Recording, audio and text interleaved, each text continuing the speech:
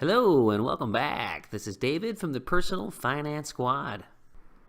Okay, so now it's time to get into the initial budget outline. And the key to executing this is to plan a year ahead of time. Most people are used to paying bills month to month and they will not change, but there are bills that happen outside of the monthly cycle, so you have to plan for a year so that you know what they are. There are also bills that happen every month, but the variation of how much they cost each month can change as well. So what we're looking for is consistency through the budget. That way you can manage your money effectively. To start this exercise, it is as simple as getting a scratch piece of paper or using an Excel grid or something to start jotting down the things that you pay for. So you can see down here that we have inputted a little list here of many of the common things that people will spend their money on. There certainly isn't all of them. It may be different for you, but we're going to run through some common things to think about to start your grid out. So if you're a student, this is even more helpful as opposed to an adult who's been in the budgeting world or the career world for a while. So right off the bat, we see life insurance. Life insurance wouldn't apply to a student because they do not have anybody to give money to, but if you're an adult, you may have a family and you want to protect them. You also have auto insurance, so if you drive a car, you're going to have this. Certainly gas and electric are very common. And then you can see here we have internet and cell, home phone, and cable bill. They're all kind of the same spot, but these are often bundled together through the carrier. So if not, they still can come separately, but it is very common. Newspaper. Newspaper is going away, but some people pay for it. Everybody needs a haircut.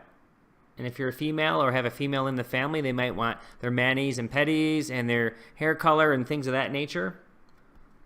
We see childcare is pretty common, so if you have small children and have two parents working, often you're going to see that occur.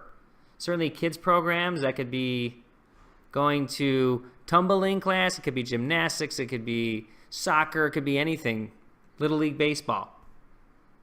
Bowling league, this is more meant to say this is a leisure activity for an adult, even though a child could do that. Someone might play softball, someone might take a cooking class. That is like a sports/leisure category. Lawn service, some people like to pay for other people to cut their grass. Credit card. Credit card's a big one.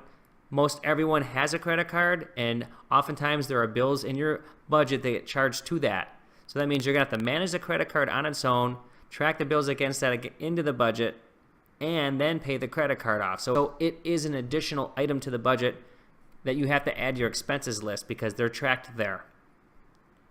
Taxes and insurance, this might be for someone who has a home and pays for these two things outside of their mortgage. It would be paying out of escrow is what it's called.